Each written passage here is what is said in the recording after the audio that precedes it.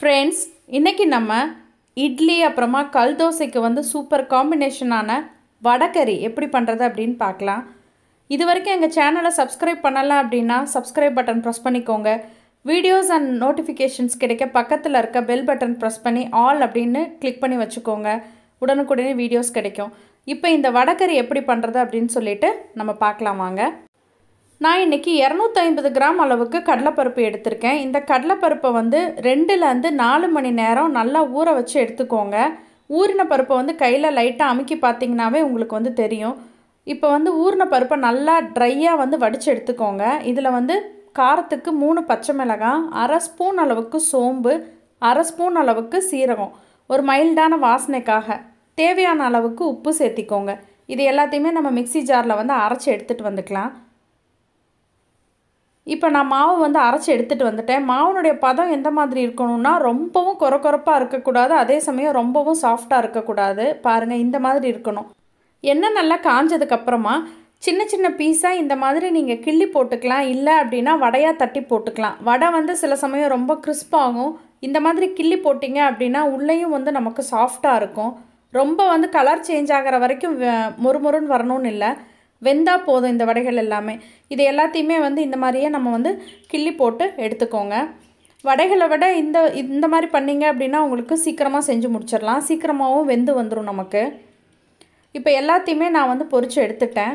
இப்போ பாருங்கள், நீங்கள் உடச்சி பார்த்தீங்கன்னா உள்ளேயும் நல்லா வெந்திருக்கு, மாவும் இருக்குது. ரொம்ப கொரப்பாகவும் இல்லாமல் ரொம்ப வலுவலுன்னு இல்லாமல் இந்த மாதிரி இருக்கணும். அப்போ தான் கிரேவியில் போட்டால் நமக்கு கரையாது. இப்போ எல்லாத்தையுமே வந்து நம்ம உதுத்து எடுத்துக்கோங்க. சில பீஸ் கொஞ்சம் பெருசாக இருக்கட்டும், சிலது வந்து நல்லா நம்ம உதிர்த்து எடுத்துக்கலாம். இப்போ இதுக்கு தேவையான பொருட்கள் எல்லாமே எடுத்து வச்சாச்சு. நான் இன்றைக்கி 1/4 கிலோ அளவில் செய்கிறேன். அதனால் குவான்டிட்டி வந்து கொஞ்சம் அதிகமாக இருக்கும். ஒரு 10 பேர் வரைக்குமே நீங்கள் வந்து யூஸ் பண்ணிக்கலாம். இதை கடலெண்ணெய் விட்டுக்கோங்க. அதில் வந்து ஒரு பிரிஞ்சி இலை, சின்னதாக 2 துண்டு பட்டை, ஒரு 5-6 கிராம்பு எடுத்துக்கோங்க. நல்லா பொரிஞ்சதுக்கப்புறமா இதில் வந்து பெரிய வெங்காயமும் பச்சை மிளகாயும் சேர்த்து நம்ம வதக்கி விட்டுக்கலாம். நான் இன்றைக்கி பெரிய வெங்காயம் வந்து 7 வெங்காயம் எடுத்திருக்கேன், சின்ன சைஸ் எடுத்திருக்கேன். 3 பச்சை மிளகாயை வந்து கீறி போட்டிருக்கேன். உங்களுக்கு காரம் இன்னும் அதிகம் வேணும்னு நினச்சிங்கன்னா இன்னும் 2 பச்சை மிளகாய் வந்து சேர்த்து எடுத்துக்கோங்க. வெங்காயம் வந்து நல்லா வதங்கிடட்டும். வதங்கினதுக்கப்புறமா இதில் 1.5 டேபிள் ஸ்பூன் அளவுக்கு இஞ்சி பூண்டு விழுது. இஞ்சி பூண்டு விழுதுனுடைய பச்சை வாசனை வந்து போனதுக்கப்புறமா நம்ம வந்து மசாலா பொடி எல்லாத்தையுமே சேர்த்திக்கலாம். இப்போ இதில் மல்லித்தூள் வந்து 3 டேபிள் ஸ்பூன் அளவுக்கு, மிளகாய்த்தூள் வந்து உங்கள் காரத்துக்கு தகுந்த மாதிரி சேர்த்திக்கோங்க. நான் இன்றைக்கி காஷ்மீரி மிளகாய்த்தூள் யூஸ் பண்ணியிருக்கேன். கறி masala 1 table spoon, garam masala 1 teaspoon, மஞ்சள் தூள். இது எல்லாத்தையுமே பச்சை வாசனை போக நல்லா வதக்கி விடுங்க. பாத்திரத்தில் அடியில் பிடிக்கிற மாதிரி இருந்தது அப்படின்னா கொஞ்சமாக வந்து தண்ணி சேர்த்திக்கோங்க. நான் கொஞ்சமாக வந்து தண்ணி சேர்த்தி அதுக்கப்புறமா இதை கலக்கி விடுறேன். மசாலா பொடியினுடைய பச்சை வாசனை வந்து குறையணும். அதுக்காக ஒரு 2 நிமிஷம் ஆகும் உங்களுக்கு. ஒரு 2-3 நிமிஷம் இந்த மாதிரி வந்து வதக்கி விட்டுக்கலாம் நம்ம. இப்போ இதில் வந்து தக்காளி பழம் சேர்த்திக்கோங்க. நான் இன்றைக்கி 7 தக்காளி பழம் எடுத்திருக்கேன். தக்காளியும் வெங்காயமும் வந்து ஈக்குவல் அமௌண்ட் எடுத்துக்கோங்க. அப்போ தான் நமக்கு வந்து குழம்பு கிடைக்கும். குழம்புக்கு வந்து அந்த திக்னஸ் கிடைக்கும். தேவையான அளவுக்கு உப்பு சேர்த்திட்டு தக்காளியும் வெங்காயமும் நல்லா ஒரு தொக்கு பதத்துக்கு வர மாதிரி வந்து நம்ம வேக வச்சு எடுத்துக்கலாம். அதனால் கொஞ்சம் நேரம் மூடி போட்டிங்க அப்படின்னா சீக்கிரம் ரெடி ஆகிரும். இந்த குழம்புக்கு கொஞ்சமாக தேங்காய், ஒரு 4-5 முந்திரி பருப்பு, 1/2 ஸ்பூன் அளவுக்கு சோம்பு சேர்த்து இந்த மாதிரி அரைச்சி வச்சுக்கோங்க. இதை வந்து கிரேவியில் கடைசியில் சேர்த்திக்கலாம். இப்போ பாருங்கள், தக்காளி வந்து நல்லா மசிஞ்சிருச்சு. கரண்டி வச்சு நல்லா வந்து அழுத்தி விடுங்க. தக்காளி வந்து நல்லா கரைஞ்சாதான் நமக்கு வந்து அந்த கிரேவிக்கு வந்து அந்த திக்னஸ் கிடைக்கும். இப்போ ரெண்டுமே நல்லா வந்து நமக்கு வந்துருச்சு. இதில் வந்து நான் வாசனைக்காக கொஞ்சமாக வந்து கருவேப்பிலை சேர்த்துறேன். முதலே சேர்த்துனா கலர் சேஞ்ச் ஆகிரும்.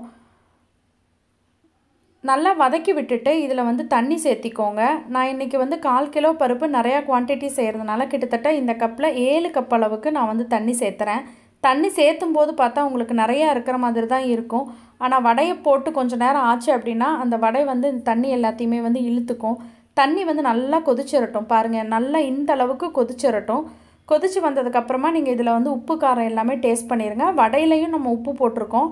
அதனால் குழம்புல வந்து கொஞ்சம் குறைவாக இருக்க மாதிரியே பார்த்துக்கோங்க, இல்லைனா வடையை போட்டால் உப்பு ஜாஸ்தி ஆகிரும். இப்போ நம்ம உதிர்த்து வச்ச வடைகளை இதில் சேர்த்திடலாம். வடைகள் போட்டதுக்கப்புறம் உங்களுக்கு கொஞ்ச நேரத்துலேயே தெரியும் அந்த தண்ணியை வந்து இந்த வடைகள் வந்து எந்த மாதிரி உரியுது அப்படின்னு சொல்லிட்டு நமக்கு தெரியும். இது வந்து ஒரு 2-3 நிமிஷம் இருக்கட்டும். இதில் வந்து நம்ம அரைச்சி வச்சுருக்கோம் இல்லைங்களா தேங்காய் விழுது, அந்த தேங்காய் விழுதை வந்து இதில் சேர்த்திக்கலாம். தேங்காய், முந்திரி பருப்பு, சோம்பு இதையும் நல்லா மிக்ஸ் பண்ணி விட்டுட்டு ரெண்டும் சேர்ந்து நல்லா வந்து கொதித்து திக்கான கன்சிஸ்டன்சிக்கு வரட்டும். தேங்காய் போட்டதுக்கப்புறம் ரொம்ப நேரம் ஆகணும்னு இல்லை, உங்களுக்கு வடை வந்து கொஞ்சம் சீக்கிரத்துலேயே உள்ளே இழுத்துரும். லைட்டாக பச்சை வாசனை போனதை ஆஃப் பண்ணிடலாம். இப்போ பார்த்தாலே உங்களுக்கு தெரியும், நான் கலக்கும் பொழுது எவ்வளோ தண்ணி இருந்தது நமக்கு. இப்போ வடை வந்து நல்லா உறிஞ்சிருச்சு.